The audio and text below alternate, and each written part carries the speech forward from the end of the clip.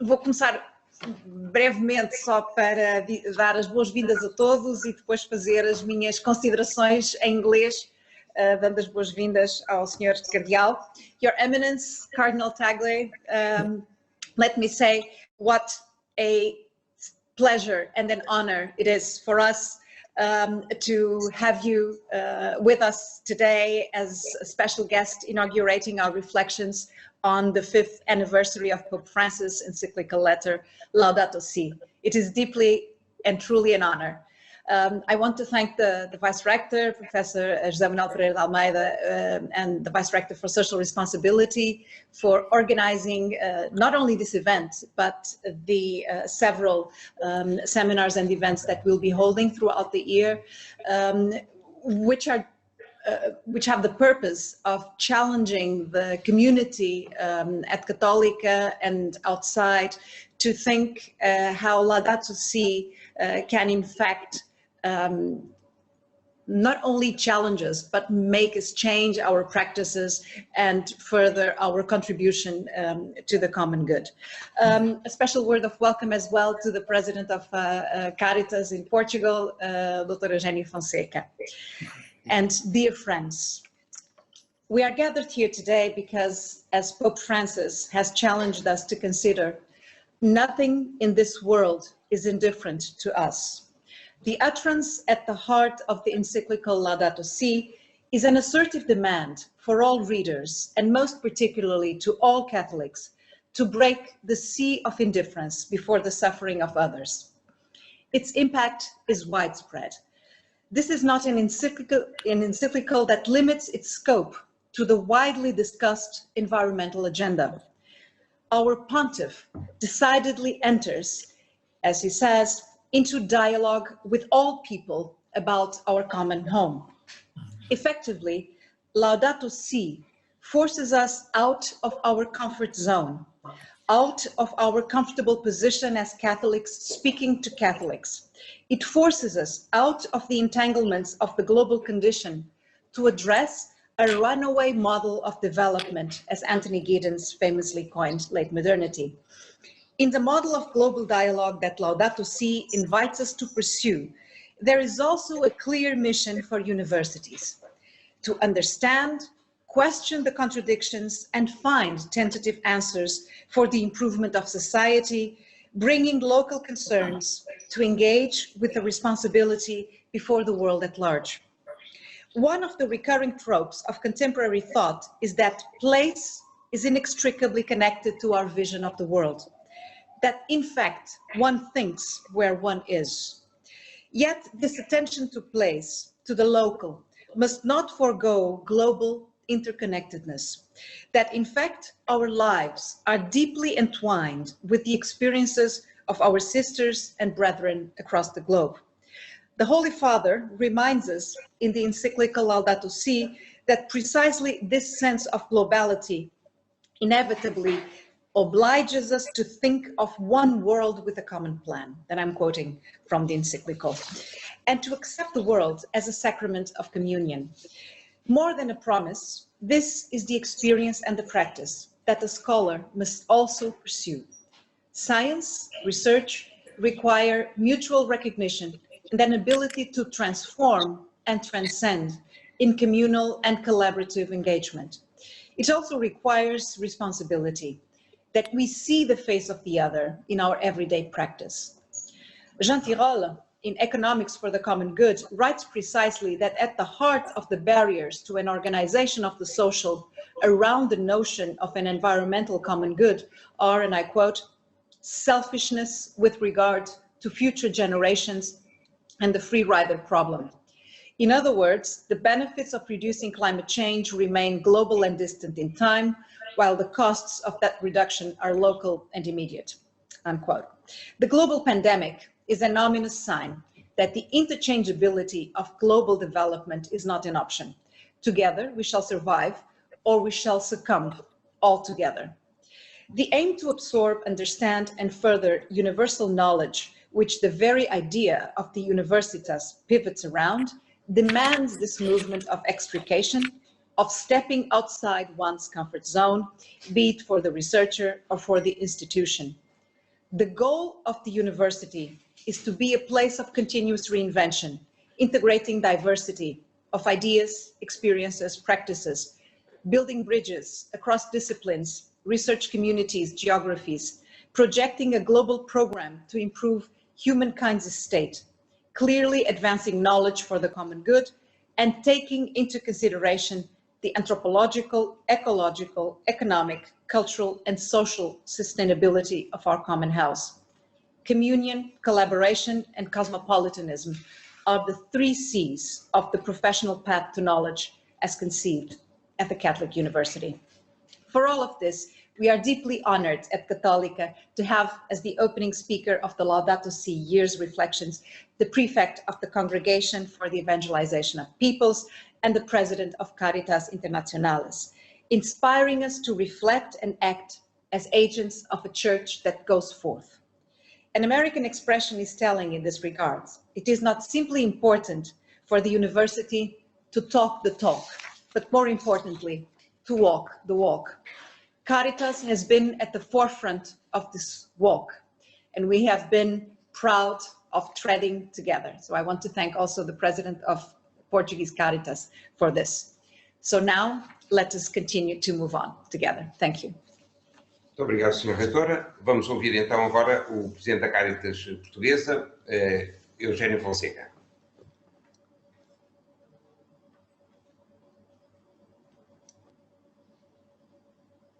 Com muita estima, saúdo o Sr. Cardeal. Sr. Cardeal, aceite a minha gratidão pela forma como tem desempenhado a missão de Presidente da Caritas Internacional. Muito admiro a sua inequívoca obsessão pelos mais pobres, expressa em firmes afirmações profundamente evangélicas e na presença solidária e proximidade junto dos mais frágeis. Obrigado pela sua alegria, pela sua simplicidade, pelo seu estilo de relação institucional, na qual não se evidenciam diferenças de estatuto social ou eclesial. Bem-aja, Sr. Cardeal Luis Antonio Tagle. Com sincera satisfação, felicito minha querida e estimada Sra. Reitora, Professora Doutora Isabel pela nossa Universidade Católica ter assumido esta iniciativa para dar início ao ano dedicado à magnífica carta encíclica Laudato Si. É um começo muito promissor. Obrigado também por ser uma grande entusiasta da relação da Universidade Católica Portuguesa, concretamente através da Faculdade de Teologia, com a rede Caritas do nosso país. Este relacionamento permite maior capacitação à intervenção social da Caritas. O meu grato reconhecimento ao Sr. Padre Professor Dr. José Manuel Pereira de Almeida, vice-reitor da Universidade Católica e assistente eclesiástico da Caritas Portuguesa, por me ter dado a possibilidade de usar da palavra. Obrigado também por ter associado a Caritas Portuguesa a este evento. Saúdo a todos vós, participantes, o desejo de que se empenhem em que esta não seja apenas mais uma conferência, mas o que dela resultar possa ser levado para a vida. Termino realçando a nova abordagem ao conceito de ecologia humana integral que nos trouxe a Laudato Si. Face aos desafios que as crises pandémica e socioeconómica colocam ao mundo, é importante ter presente que a ecologia humana envolve muitas coisas.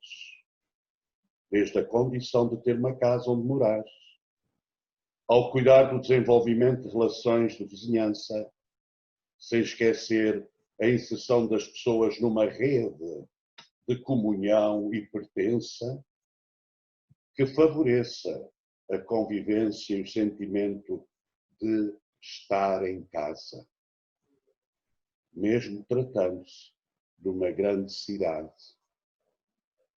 Tudo com um único objetivo: promover o bem comum. Que esta iniciativa seja mais um tijolo na construção da casa comum. Muito obrigado. Muito obrigado, Eugênio. E agora é a vez da conferência do Cardeal Tagle. Eminenza, siamo lieti per sentirla e speriamo che profittiamo tutti. Lei va a intervenire in inglese, ma poi le risposte può dare in qualsiasi lingua, cioè spagnolo per esempio, italiano anche. Grazie e benvenuto. Obrigado. Thank you very much. Can you hear me? Yes. Perfectly. Yes, perfectly. Yes. So greetings from Rome, and we thank all of you, the professors, the administration, the students of the Católica, for this initiative to continue reflecting on Laudato Si on its 5th anniversary. And while the encyclical has its message for all time, but most especially now that we are experiencing this coronavirus pandemic, the message of Laudato Si seems to have been rediscovered, not only because of its anniversary, but because of the crisis, the worldwide crisis that we are facing. I have seen the program for the coming weeks. Congratulations. I think you will cover so many important aspects of Laudato Si, and I hope your university would be able to share the fruits of your reflection, research, and conversations to a wider audience. You know? So my role today is not to exhaust the reflection on the encyclical. What I hope to do is to present a few points from my perspective for your continuing reflection. So I will dwell on five points which regarding Laudato Si, which I think could help in your further reflection and study. The first point is the very nature and mission, purpose of the encyclical Laudato Si. Pope Francis himself said a number of times, Laudato Si is not only a green document. It is not to be perceived as a document only about the ecology. It is about the ecology, but not only about it. He insists on the fact that Laudato Si should be seen as a contribution to the social teachings of the church, meaning Laudato Si should be seen as part of the corpus, the body of teaching that we call the social doctrine or social teachings of the church, which is what? It is the gospel of the reign of God in Jesus Christ, the gospel as it impacts on the transformation, the renewal of society, the renewal of the human activities and the conditions that make up what we call societal life.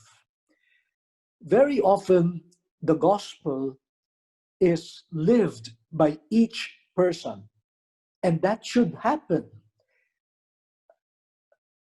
Personal, intimate living out of the gospel. But the gospel has a social dimension, has a social impact. And the social teachings of the church are really centered on our vision of the human person, the dignity of every human being, and the universal destination of the goods of the earth, what we call the common good. So our participation in the transformation of society, in our use of the goods of the earth, are meant to promote human dignity and the common good. Pope Francis insists that Laudato Si is part of that whole social teachings of the church. So may I remind everyone, our students, our professors, that when we read Laudato Si, let us pay attention to that deep reality. It affirms human dignity. It affirms the common good. But there is also something quite unique in it. It is addressed not only to Catholics, to Christians, but to all peoples. Why? Because we inhabit the same earth, our common home. That is why Pope Francis invites an interdisciplinary approach, or even what others call transdisciplinary. And so the social teachings of the church are now inviting people from other disciplines to contribute to the debate, to the discussion, and to the search for true human dignity and the promotion of the common good in a responsible use and development of creation. This is important. And I think in a university like yours, Laudato Si sees an ally, a collaborator. Maybe the different departments of the university could really engage in a dialogue or even a debate on how we could promote human dignity and the common good through our caring for our common home. Okay. So this is the first point. Am I still clear?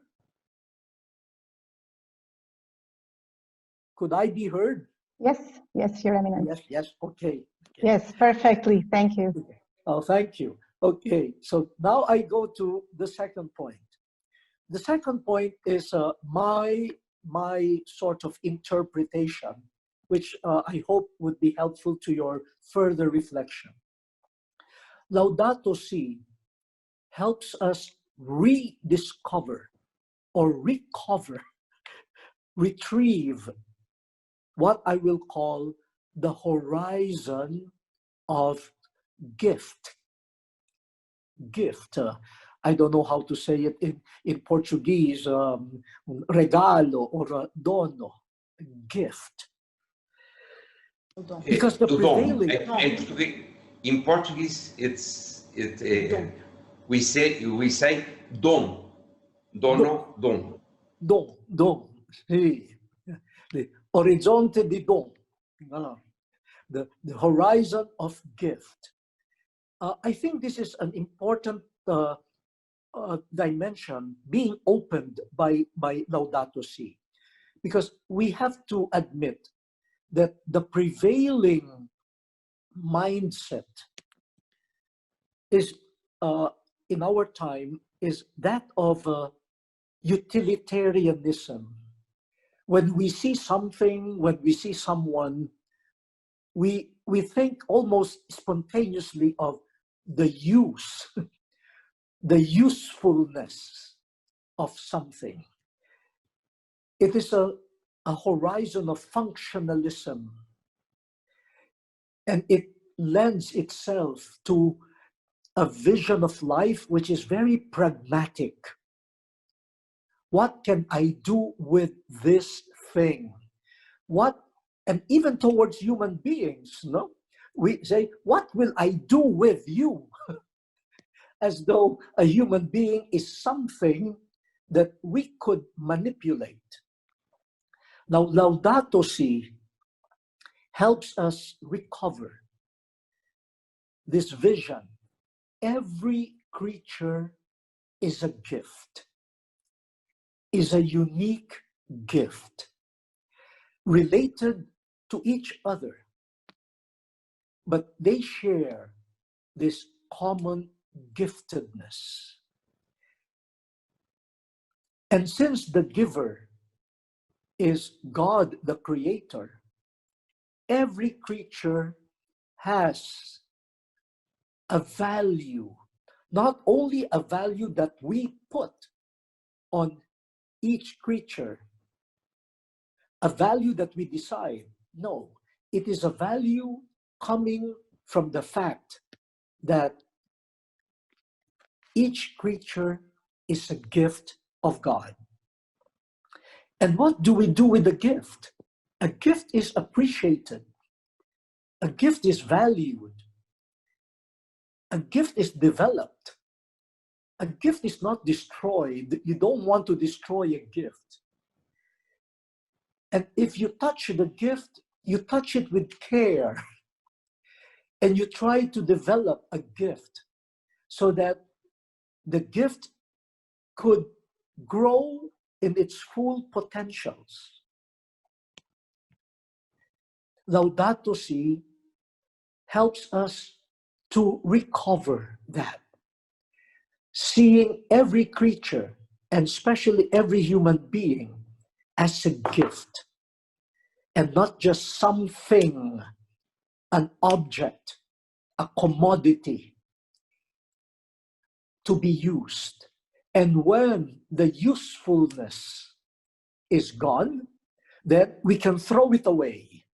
That's why Pope Francis always reminds us to go against the culture of throwing away, the culture of just, if I don't see any use for something, I throw it away. Or worse, if a person, even a human person, appears useless to me, I can throw you away. You are not needed. You are a burden.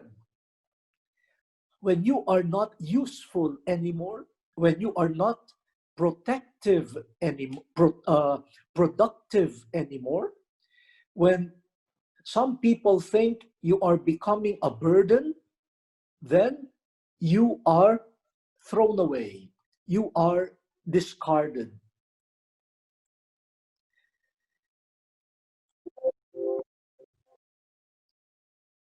So the horizon of gift, the horizon of being precious, coming from God, is also an antidote, an answer to the prevailing culture where we just throw away even human lives.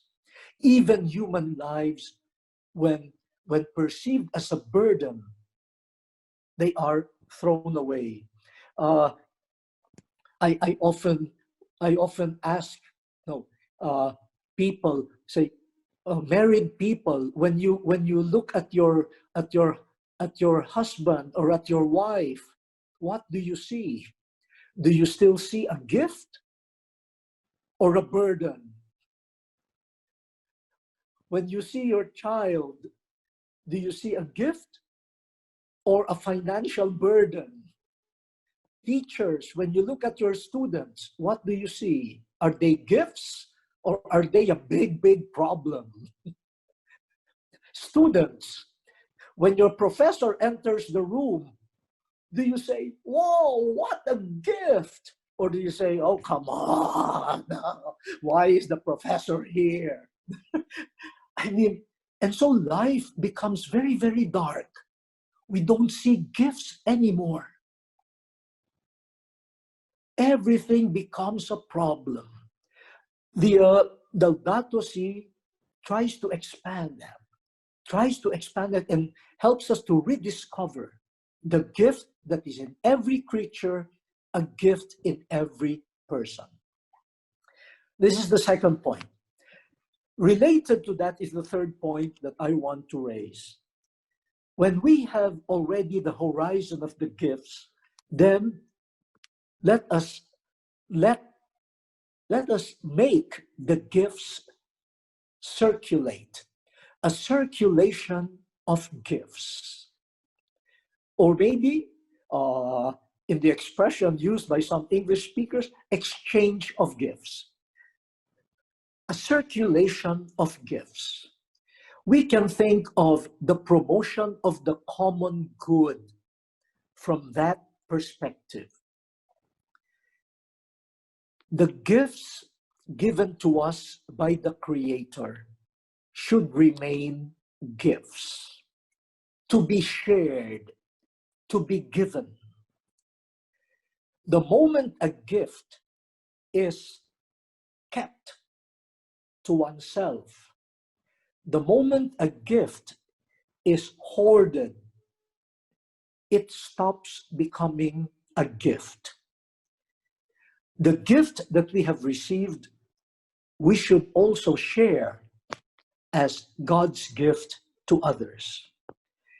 In this regard, I think we can review our prevailing economic structures, the prevailing internationally accepted modes of doing commerce and business. We can also review our lifestyles. We can review also advertising. Are the economic systems, are the financial systems, are the systems of business, the promotion of lifestyle, do they promote a circulation and sharing of gifts? I think we should be sensitive to the chain of circulation and see where blocks are set up so that the gifts will stop going or circulating to other parts. Somewhere in the system, there is a part where the gift stops circulating. And so it leads to deprivation, especially of the poorest. Those who already are in need are the ones who are deprived. And it leads also to a misuse of creation. Instead of creation being used in order to provide more gifts to be shared by everyone, creation is depleted in order to satisfy the selfish needs of a few. What God intended to be gifts have been transformed into personal, individualistic domains. My property. And because it is mine, I can do what I want with it. Unfortunately, sharing with others is the last thing that we think of. This pandemic has revealed to us in a scandalizing way how the circulation of gifts intended by God and promoted by the social teachings of the church is quite far from being a reality. Even with Caritas, our experience with Caritas, we already see this almost on a daily basis, but more intensely now during the pandemic. We see that basic human needs, food, medicines, water, these basic gifts from God are not available to all, especially to the poorest. Even when our health experts say, wash your hands often so that the virus would not spread. But I'm thinking, there are some communities in the world that don't have water to drink, and water to wash their hands with.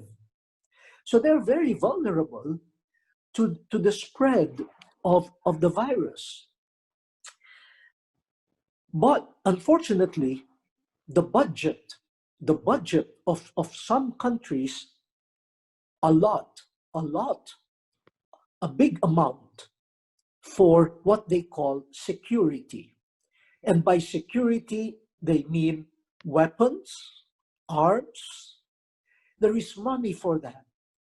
Resources, money for weapons, but not much money for the basic necessities. And so, as the earth gets depleted because of misuse, the poor are also depleted, deprived of their basic needs.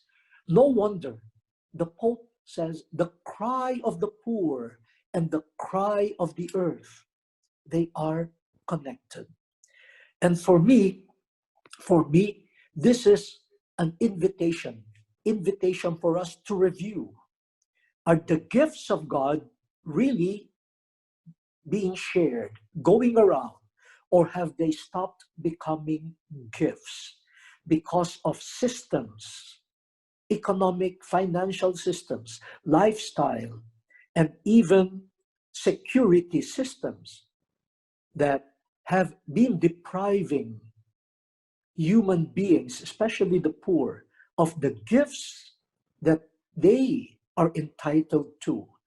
And instead, we are putting our resources to things that might endanger the world and endanger human beings the most. So are they real gifts now? Are weapons the real gifts? The pandemic showed we were ill prepared for the true gifts because our budget, our national budget and international budgets have been allocated to security issues, which probably are not the pressing needs of our people. So this is the third point.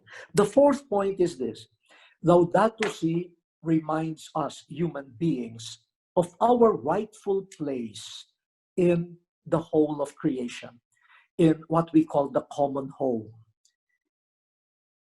Just like other creatures, we human beings are creatures too.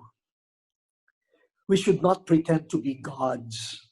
We are not gods. We are creatures.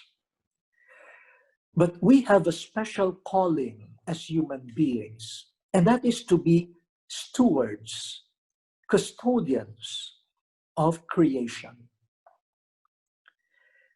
unfortunately, that role is often forgotten. Human beings live or we are tempted to live in the illusion that we are the owners of the earth, rather than custodians and stewards. I think there will be a lot of good that will be promoted when there is this conversion of mind and heart.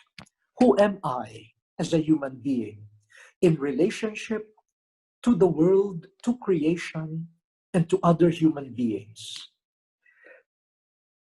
You know, with Caritas, we learned that slavery is not over in our time. There are new forms of slavery. Human trafficking continues. Trafficking in human organs continues. Human beings are still being sold as commodities. And some of us feel and behave like we are the owners of other human beings. Laudato Si and the present pandemic reminds us of our fundamental calling to be caregivers, caretakers of God's beautiful creation.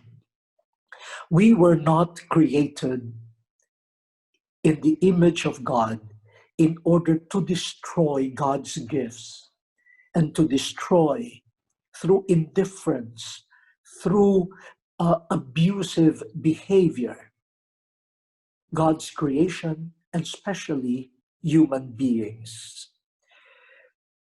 You know, with all the issues related to migrants and refugees, yes, this is a very complex issue, but sometimes the language that we use reveals a mentality saying that we are the owners of this land, when in fact, the only owner of the land, of the earth, is God. We are all stewards. We are all guests. And as guests, we should also be responsible for the use of what is being offered to us. At the same time, we, passing through this world, we should prepare this world for the next generation. Not just the migrants from other countries, but those who will come, the future migrants, the future inhabitants of this earth. But what are we doing? Are we good custodians? Are we good stewards? Or have we destroyed everything because of our pretension to be owners rather than stewards? And finally, the last point that I want to offer, very often commentators of Laudato Si miss one important item, which I think is paramount. From the very beginning, Pope Francis quotes the prayer of Saint Francis, Laudato Si, O Signore. And what is this element? Celebration. Celebration. Yes, we need a lot of ecological conversion. We need a lot of conversion to ecological and intergenerational justice. But towards the end, in the end, all of this should lead us to celebrate God's goodness, the gift of life, to celebrate God's goodness in creation, to celebrate each leaf, each sunrise, to celebrate each person. And this pandemic, in a way, because we were locked inside our homes, we started missing the sun. We started missing the grass. we started missing the wonderful smell of fresh baked bread when we walk along the streets. We miss all of these wonderful things. If there is one thing that the pandemic probably has taught us, it is to celebrate the little blessings that we have ignored because we are rushing in a functional, pragmatic world. Now, with the pandemic, staying at home, we are being asked not to waste again the world, but with care, with simplicity, with a sense of justice and common good, and with our caring for the future generations, let us celebrate what we have and let us hand on to the next generation something that they will have to celebrate too.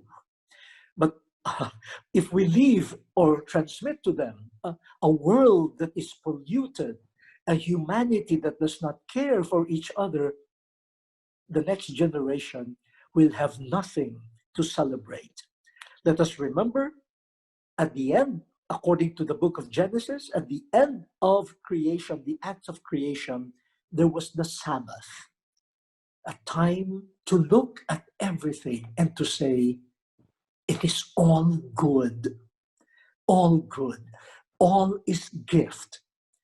And then you praise God and you say, Laudato si, O Signore. May we recover that sense of celebration too. So these are some of the points that I want to share. I'm sure in the coming lectures, conferences, and discussions, you will have deeper reflections, and with the exchange also among experts, I'm sure you will contribute, the Catholica will contribute to the invitation of the Holy Father.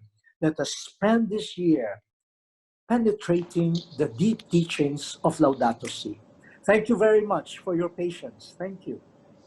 Thank you, Thank you, Eminence. Eminence. Thank you. I would say salamat. Salamat. And now I asked Rita and João that could present you some questions, a little one. Okay. Yes, we have here a question.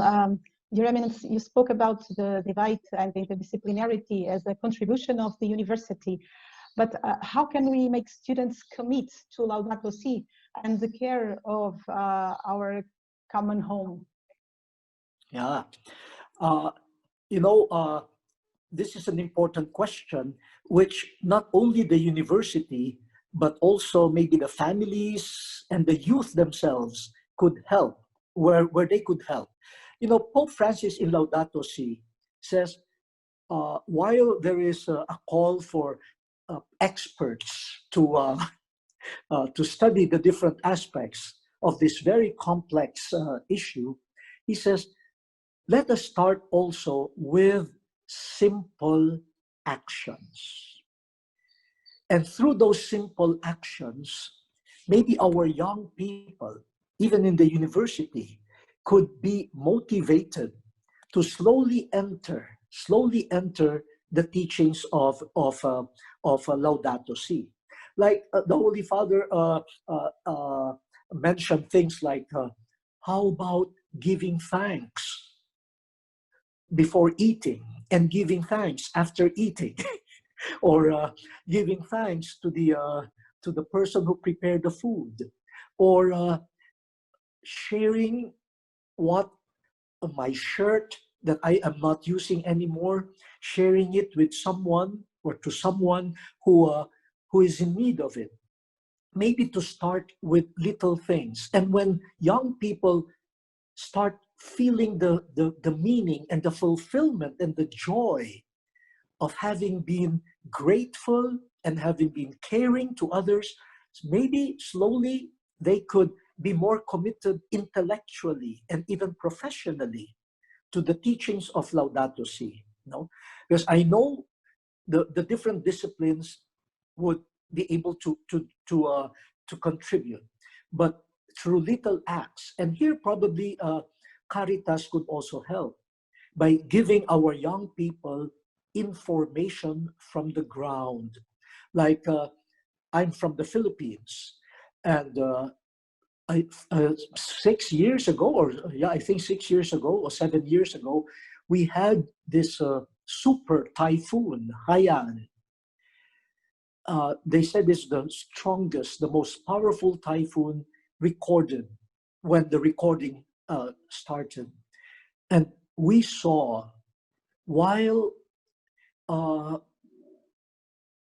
the whole country was affected, the most affected were the poor.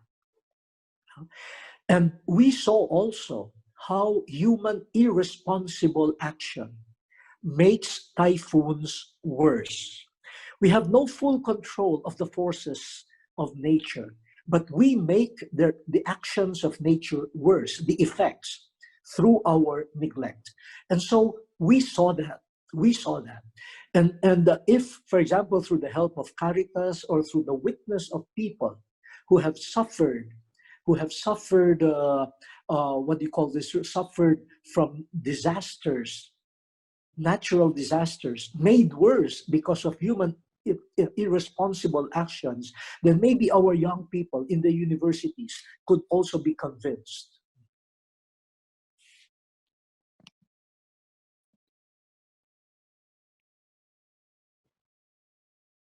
Well, hello, Your Eminence. Another question that we received here on the chat is, Yes? shouldn't the care for the common home and the promotion of integral ecology be seen as constructive elements of the Christian identity and mission, and not just as a consequence?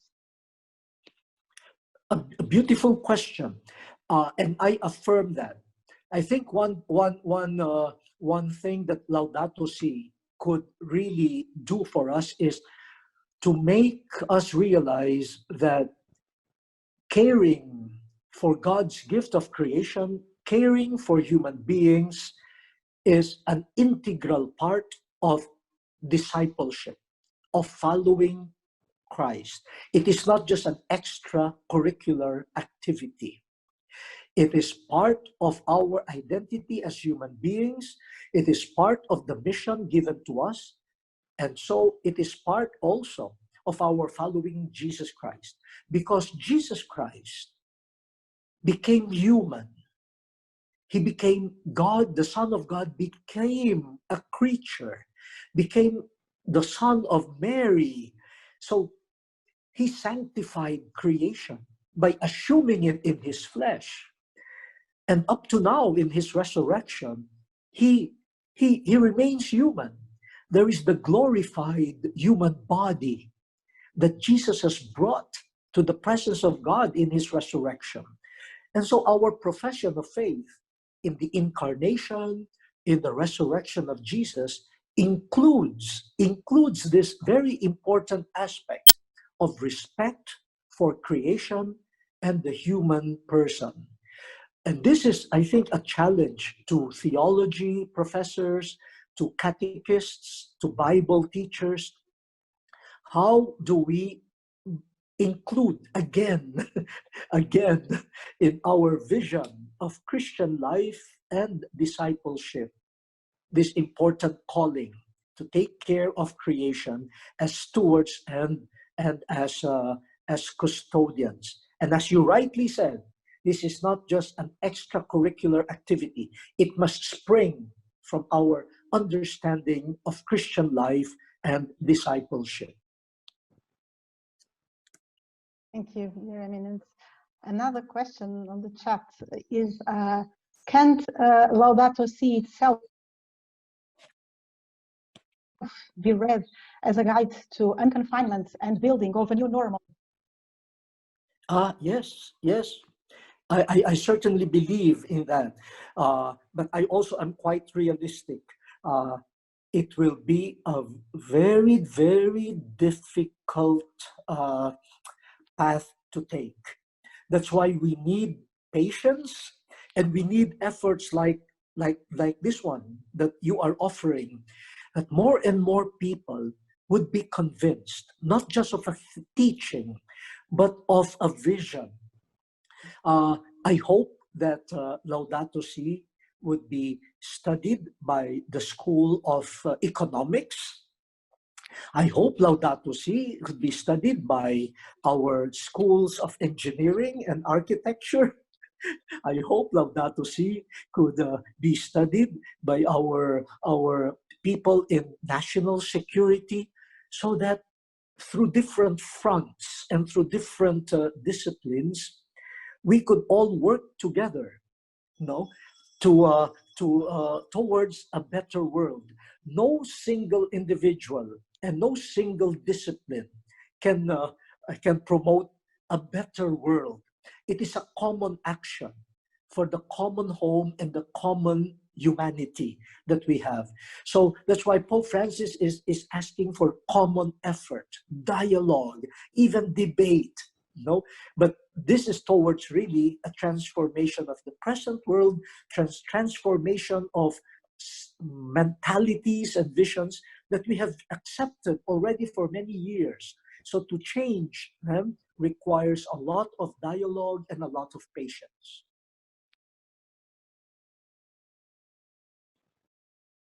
Okay, so João, you have one last question. I know we have been receiving lots of them, but João? Yes, the last question is about the importance of hearing the non-Occidental world in this debate. Especially, the person who put the question would like to hear from your experience in Asia. Yeah. Thank you for that question. It is not just to hear experiences from from outside of the West, but also, I should say, to listen to the experience, listen to other religions and their traditions, to also listen to the poor everywhere. But you mentioned Asia. Two things. First, Asia is one continent where we have a lot of experiences of what we call natural calamities and disasters. In the Philippines alone, we have an average of 20 to 22 cyclones or typhoons or storms a year. Ranging, different intensities. But not only typhoons. We have earthquakes. We have volcanic eruptions. And this is from the Pacific Ocean, the islands there, crossing through New Zealand to Indonesia, Malaysia, going up to the Philippines, and going up to Taiwan, and Japan and Korea, all of that, what they call the Ring of Fire. So we are subjected to all of that. And I tell you, I am not a scientist, but when I was a young boy growing up in the Philippines, the strongest typhoon was Category 3. And when it was Category 2, classes, schools were closed. So we always waited, is this already Category 2? Or so that we will be exempt from going to class. Nowadays, typhoons are up to Category 5. In my hometown, when I was growing up there, we never had floods. Now we have floods. Some people say, well, that is natural. That is the work of nature. But we also know that there have been some human actions that have made the effects of typhoons worse. Our misuse of garbage, how we throw away plastic and all of these things, how we the rivers and the seas, how they are contaminated by so much waste. We produce the waste. So coming from Asia, we can testify to the fact that there is a lot of changes in climate, changes in the movements of nature, and we admit we are part of it. But secondly, we in Asia, we're also learning from the tradition of other religions and other philosophies. Like, for example, the Buddhists, especially the Buddhist monks, they take simplicity of lifestyle seriously. They go begging not only for themselves, but the food that they beg, they share with the poor. And what is left, the monks eat. So you see that people cook their food and they always have an excess, so that when the monks come, they have something to give, and that they know that the monks are the hands that will share the gift to other people. Now, in the Catholic tradition, in the Christian tradition, we have a lot of saints. We even have religious orders that we call mendicant orders. They went around begging too, not only for themselves, but for others. Maybe Christians, non-Christians, faced with a pandemic, we are all now beggars. A review of lifestyle. And we in Asia, we are learning also from the wisdom and the spiritual tradition of other religions.